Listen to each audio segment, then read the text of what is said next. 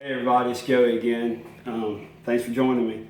I just had a quick knife video. A buddy of mine, Brent, brought over the Vulcan from SOG, and I noticed some similarities and different things. He also brought over the Mannix 2 lightweight. And so I just was going to point out a few things. I like comparison videos, so that some of these knives are comparable. We'll start off with my Mannix 2 XL. This one's the Golden, Colorado, USA Earth. And there's been plenty of reviews on this, but this is my favorite folder just because of the purchase that you get on it, and it fits my hands great, and I have medium to large size hands, but I wear extra large gloves. Anyway, great jimping on the Spydercos. This would be considered full flat grind, and everybody, this isn't for knife guys. This video is more for newbies. My friend Brent is actually schooling himself on knives. He's getting into knives really big time, and basically a lot of things that I've told him I'm going to tell you in this video for those people who just don't have the time to research certain blades, and these are some of our favorite blades. So this is the Mannix 2 XL with CPM S30V. CPM is a powdered steel. It's crucible powdered metal, I think. Correct me if I'm wrong in the comments. I did not rehearse this, and I did not do any research besides what's in my brain on this. But anyway, this one's held an excellent edge, and they're relatively easy to resharpen on the S30V. It's actually my favorite blade steel for folders thus far. Anyway, so you have this one, and then you have the Spyderco Mannix 2 lightweight. And what Brent did was he used skateboard grip tape, just like I showed in my SC4 video, and just went along the spine of the back of it, and it adds just, you know, that much more purchase. And it really didn't really need it because the ergos are so great with these Spydercos, especially this jimping here. The jimping is this one is made in Golden, Colorado as well. So this is actually USA made, and it's a lot cheaper than this one, but this is BD1 steel. I would say BD1 steel is definitely a step down from S30V, obviously, but to those who don't know, but it's also a step up from AUS 8 or HCR13 MOV, or maybe 440C, I would say was equivalent. I'm not real sure. I'd have to really test all those out on, and really the best substance to test a lot of blades that I see in videos, it really is cardboard. I'm just not going to do all that tonight because I don't have the time. But these two are very similar knives. Obviously, they're made by the same company in the same place. 3-inch blade? 3 ounces. 3 ounces. How long is the blade on this one? I would say it's 3 1/4 maybe. Yeah. And this one's about a 4-inch blade, and I forgot how many ounces this one is, but it's you can definitely tell the weight difference in them. Between the 5 and 7 range. Yeah. And also the locks. The locks are very comparable to the Axis lock. They're spring. They have a spring in them. And so very comparable to the Axis lock by Benchmade. There's that one, and then here's the Mannix 2. Like I said, y'all bear with me. All you guys that know more than me about knives are knife fanatics like I am. All right, so anyway, those two are in their own category, just different steels. This one I threw out because the only reason this one's in the video is this is the Benchmade Grip Tilian. It's a special run for the Navy SEALs. I'm not big on serrations, but I got a discount on this one. So, and it was only one available, was the serrated black blade.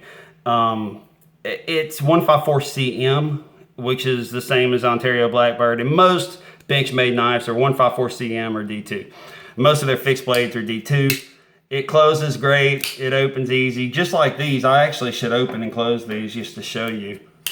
Slam, bam. Very easy to open and close without any wrist action. Now this one's a lot bigger. You just close it, and that's it. All right. So anyway, the reason I brought this one out is because this is the Axis lock, and it's so similar to, what do they call that lock? Do you remember? Piston ball bearing. Ball bearing or something. And if you look close, you should be able to pick up the spring if that's picking up in that. But anyway, I would say the locks on these three are very similar, and I would say they're probably the second strongest lock on the market, besides maybe the compression lock on the Paramilitary 2. But that's the only knife out of all the knives out there, folding knives, that I've seen that has that lock. If someone knows another compression lock, that'd be great to know. The Artwalk here is still a lot like these. This is why this is in the video. This is in the video for several reasons. For one, it's Brent's newest knife, and it runs, what, about 110? No, it runs more than that. Wholesale would be 110. Yeah, wholesale would be 110. So you might, I hadn't really looked up these. I'm just now getting into SOG, and I'm more of a fixed blade guy, so I didn't know a lot about this one, but I learned a lot about it. Down here, you can see the SOG logo. I was told that, you know, people gripe about the triangles here in the pocket clip. My gripe with the whole knife, the only gripe I have, the only negative, is when I squeeze. I don't know if you can hear that, but this whole lock, when I squeeze, the pocket clip, I'm sorry, it moves up and down, and it's supposed to be ambidextrous. I don't know how, because it looks like it's sealed in here. And I don't see a groove for the other side unless you can just take it and flip it around and it just wraps from this side back over here. I'm not real sure about that. But anyway, this is just like a Zytel. It's not super grippy, which is another gripe I've heard about this knife. But it's still a cool lock. What do you call a lock again? Arc lock. It's still very similar to the Benchmade and the Spyderco's on those locks I just previously showed you. And it opens and closes really easy. And the only difference in this one is you're actually arcing, you're actually kind of pulling up and back instead of straight back on these. And on the Spyderco's, you have an angle to pull back on. On the Benchmade, it just goes straight back. This one is a little different. You just kind of, it's still really easy one-handed, but see, that's supposed to be able to open just doing this. There you go. So the same with all three of these. That's another cool feature about these kind of locks, is you can pull back on them and just let go as it's coming open. You can open it that way, or it's a flipper, which takes a little more wrist action, or you can just use the thumb stud, which is easy. Spring assisted. And it's spring assisted. It is not like the Kershaw, what do they call it? Speed Safe. Sorry about that. Kershaw Speed Safe here. Flipper. It's not going to do that for you. Okay, it's not a direct spring opening the blade. It just assists. It's almost like if you feel an expensive Spyderco Paramilitary 2 or something like that, it almost feels like it's just got some really, really super old phosphor bronze bushings in it. That's what it feels like to me. But anyway, very impressive knife. Something else I was going to point out. Here's a Spyderco Indira 4, okay? That's the Indira 4. This is a very good knife to compare. The thickness just blew my mind on the Vulcan, because we measured, and I think 4.5. 3.5. Well, it's supposed to be 3.5. Up here at the base, it's actually more. It's more like a 3/16. Yeah, just a second.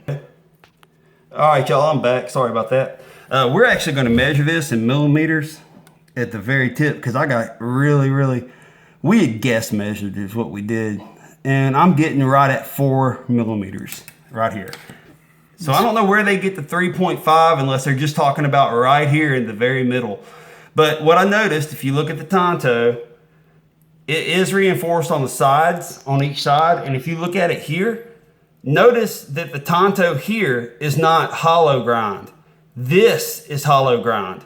So this is actually comes sharper out of the box than this part right here. Not by much, but just a hair, because anybody knows hollow grind are used in skinning knives and you have less metal, so you can get a more acute angle, which is not going to hurt on this knife, because this knife is San Mai, which is sandwiched VG10, made in Siki City, Japan. Same as this one. Does it say it? Yeah. Yes.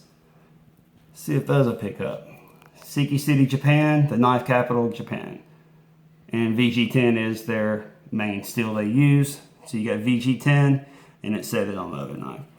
So anyway, basically, I just wanted to point out that it has a recurve. So you have a lot of belly here at the end. It's not quite an Americanized tanto because this right here is not a point, which to me is a joy because if you're going to sharpen it, you don't have to worry about rounding off that secondary tip. And anyway, I guess that's about it. The VG10 is in the middle, and on the outskirts it's just 420J2. 420J2, everybody knows, is used in cheap knives, but it's high corrosion resistance and scratch resistance, so that's pretty cool. And you can actually see the grind line where it meets, where the lamination meets the VG10, and they gave you a very abundant surface to sharpen on the VG10, because everybody knows if you use your knives, as you sharpen them, you're going to lose belly over time. So as far as grip, as far as feeling and all that, the jimping here is better than, let's say, an Ontario Rat 1 or something like that, but it is not as good as your Americanized Spydercos. But the American Spydercos are really hard to beat in jimping. In fact, I hadn't seen anything that's got better jimping than the American Spydercos as far as just production folders and things like that. But there's and I think the blade length on this is 3.5, and this one's like 3 3/4 or something like that.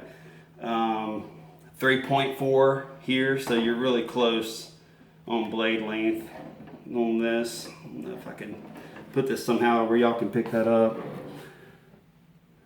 Okay, and then here you have your 3-inch blade, or maybe it's 3 1/4, maybe it's 3 1/2. Anyway, I should have measured that. I guess I can. I got the ruler right here. Man, that's like the worst video I ever did, y'all. Sorry. Yeah, it's about 3 3/8. That's the same as the Spyderco Tenacious in blade length, and it looks leaf shaped and probably about as wide as the Spyderco Tenacious, just for those out there who are wondering, might have a Tenacious. And then you have this one, which is a much longer and thicker blade. It's got to be 4. I should know these specs, but I kind of like measuring in front of the camera. You are 1/16 inch under 4 inches. So you have 3 15/16 inches on that. So anyway, that pretty much wraps it up. They were just similar knives that we were talking about tonight, and I decided to make a video about it. So thanks for watching. Subscribe if you like, and God bless.